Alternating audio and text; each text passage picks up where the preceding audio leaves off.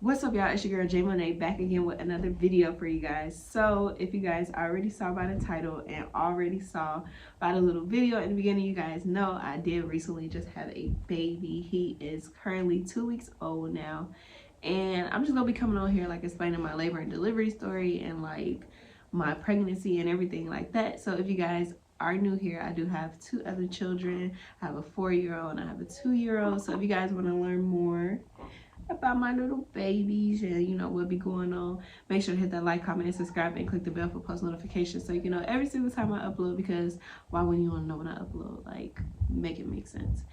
If you guys hear noise in the background, you can't stop everybody from talking, so you know, just bear with me. But anyway, yeah, so I found that I was pregnant back in February, and from that moment on, it was kind of shocking. I know you guys probably gonna think like 3 kids, wow. But it was like, you know, I was ready to take on the challenge, if that makes sense. So I scheduled a doctor's appointment. I didn't go see the doctor till about 8 weeks. I think I was 8 or 7 weeks pregnant when I first went to go get my ultrasound done so they confirmed my pregnancy and everything. And then of course you go back for your 4-week appointments every 4 weeks or whatever the case may be. So everything was going good up until my 20-week appointment. And my 20-week appointment, I had an anatomy scan. As you guys already know that they do those in pregnancies, and something was wrong with his, I think, kidney. I'm put it on the screen, I can't remember. It was his kidney and what it was. So they sent me to another OB to get like an in-depth scan, and everything looked fine. They still saw the white speck, but the white speck moved to his liver. And so they kept me as one of their patients, so I became high risk because we found out that he was not growing properly in my belly due to lack of like placenta, something. I really don't remember, but he wasn't growing as much as he should. So I had to go every single week from my 28-week appointment like to I got delivered. I did get induced at 37 weeks because they said it would be best to take him out so that he can grow, which you know, they say ultrasounds is just like a little bit, they can only tell like a little bit of their growth, but I'm gonna get into all that later. But yeah, so like I said, I was going to the doctor at 28 weeks, and then from there on, every week I went to the doctor. So every Thursday, and I always got an ultrasound, and then I saw my OB after that. And when I turned 32 weeks, I was doing a stress test to make sure like everything was good, because I had started having like a lot of contractions, but they wasn't together.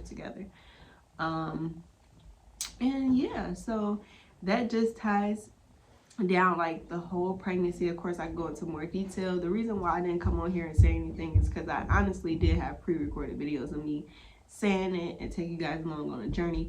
But if you guys know that you're not really allowed to record in any like OB establishment or anything like that anymore, it's not how it used to be. So there's no reason for me to be like, okay, come to an appointment with me, and you guys can't even come in and see anything. But I mean, it is what it is. And I just felt like, you know, keeping this to myself, it was nice. Only close friends and family knew. I didn't post it on any social medias. I didn't say anything. So that was that. And it's time to move on to my labor and delivery story. So as I told you guys, I did get induced at 37 weeks in 3 days. So I went into the hospital on September 26th. And I got there at 8 p.m. That was my scheduled induction time. And they put me in a triage room, and I was like 1 centimeter dilated. So they put a balloon inside when I got there, and the balloon is supposed to help you dilate more. I think once you get to 3 or 4, it's supposed to like fall out or whatever the case may be. Excuse my camera, like I don't know why it just looked blurry, but maybe that's just my vision because I can't really see anything. But so they inserted a balloon, and like I said, it's supposed to help you dilate to 3 or 4 centimeters, then it's supposed to fall out. So I did start having contractions after they put it in, and they wasn't like real severe, but they hurt, you know, and I have a high pain tolerance, so I didn't think nothing of it. I'm just like, I'm gonna breathe through them. I did receive medication for it through my IV, and that knocked me out, and I went straight to sleep. So at about 2 o'clock, I started to feel the contractions again, but that wasn't that bad. I did have like a lot of bleeding like spotting, bleeding, and a little leakage. But it wasn't my water bag. So I was thinking it was my mucus plug that was falling out when I had the balloon inside of me. So about 9 o'clock that morning, the doctors came in and they took the balloon out because the balloon didn't fall out, which I was nervous because I'm like, why this balloon ain't fell out yet? It was in all night. So they came and they took the balloon out and they checked me, and I was 6 centimeters. So I was just like, you know, kind of shocked because I'm like, I didn't think I was dilating at all. But I was 6 centimeters, but my contractions were still not like, you know, labor contractions. So I was in active labor at that point. So they moved me into labor and delivery. And we were there for like a couple of hours. I'm gonna put like the time here when we got into labor and delivery, because like I said, I don't really remember what was really going on. But we got into labor and delivery. It was like the morning, and they said it was pretty slow. And it was funny because everything picked up within like a matter of like hours. They had everything set up. And like I said, I was 6 centimeters. So the plan was to get my Pitocin, because I was already getting Pitocin 2. They started my Pitocin off with a 2. So it was going 2, 4, 6, 8, 10. So by the time I got into the labor and delivery room, I think my Pitocin was like at a 6 or 8. It was like at an 8. And my contractions still were not going. So I was able to get on the ball. I told them like I want to walk around. I just wanted to move around because I know that helped me with my other son. If you guys remember, I had him natural. I was already 8 centimeters when I went in. So I was just like, okay, I can do this. So they had my Pitocin up to 8. So about a couple hours went past. They checked me again. I was at 7. So I was like, okay, you know, we're just gonna keep the plan as going. I still didn't want an epidural at that time. I was good, but my contractions still were not moving, you know, together. So they said they were gonna break my water, and they was asking me did I want an epidural, because once they break my water, like a lot of stuff was gonna get like real, and the contractions was gonna start to hurt and everything like that. And so I was like, no, I don't want, you know, an epidural. I'm just gonna try to see how long I can go without it. So they broke my water. And when I tell y'all, like, the contractions started to hurt, they hurted so bad, like, just trying to breathe through them. I kept having the urge to have to push with each contraction. And I remember them telling me, like, I couldn't push and I wasn't dilated far enough. So I had about, I want to say, an hour after they broke my water, I was requesting for them, like, I need to push. They were telling me not to push. While all that was going on, other mothers just started delivering out of nowhere. Like, I mean, like C-sections and delivery. Like, you hear people screaming down the hallway. It was just all like chaotic. Like, it was like every nurse or other doctor coming out my room. I didn't even know who was supposed to be my nurse. It was just different people coming in. So I asked for the drug medication first that they give you through your IV, but they said that they couldn't give it to me because they didn't want the baby to get it in their system, because I think once you hit a certain point, you can't get it through your IV medication anymore. And so I was just like, okay, well, let's just get the epidural because it's starting to hurt like really, really bad. And they kept telling me when they was checking me, because I would have nurses checking me because that's how bad I was hurting. I couldn't wait for the doctor. So yeah, they basically was checking me. They was telling me, like, the nurses was like, no, you still like at a 7, but they kind of wasn't sure. You could tell they weren't sure. So I called for epidural. They came up. The anesthesiologist, like, when I tell you they was rushing, I thought that they was gonna put my they was gonna do like my spine wrong and I was gonna get paralyzed. I got so nervous, but I'm just like, whatever the case may be, I just need to hurry up and get this over with. So I'm thinking once I got the epidural, I would get like relief, because they kept saying I was at 7 centimeters. So as soon as they like did the IV medication, you know how, like, you know, like push it to get the first dose, I immediately was like, no, I have to push. So the doctor came in and checked me, and she was like, I'm at a 10. I'm able to push.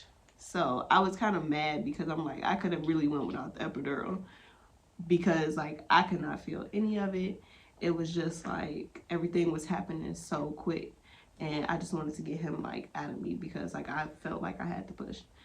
So they get everything set up to start pushing. I pushed for about 10 minutes and he came out. So I did have another boy. Yes, his name is Jakai.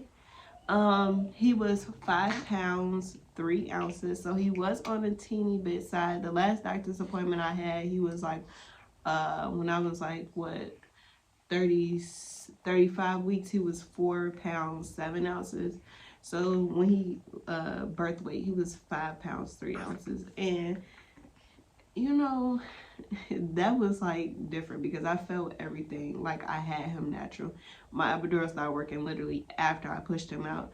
So I couldn't feel nothing like after I pushed him out. Couldn't move my legs. I couldn't really do anything. I did have blood clots. I did not tear. I didn't need any stitches, which I always laugh about that because I never had them with my other 2 kids neither. So I don't know, but I heard like people tear and it hurt, but like I didn't have anything like that. I did have blood clots, so they was checking me and watching me, making sure like, you know, when no big problems gonna happen. But it was like a lot of blood that I lost during like the delivery process. But everything was good and he came home safely. I think they wanted him to stay for about 2 days, and then, of course they had to do the car seat test because he was on a bit of the smaller side. But yeah, everything turned out great.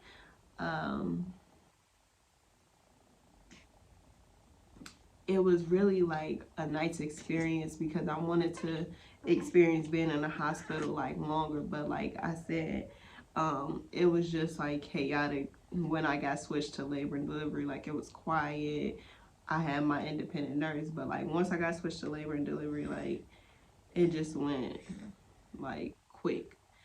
And like I could never record because every nurse kept coming in, and you know, then you have to go through that. You know, I don't want to be on camera. I can be on camera. I just didn't want to deal with all that. So I decided to not, you know, record my labor experience.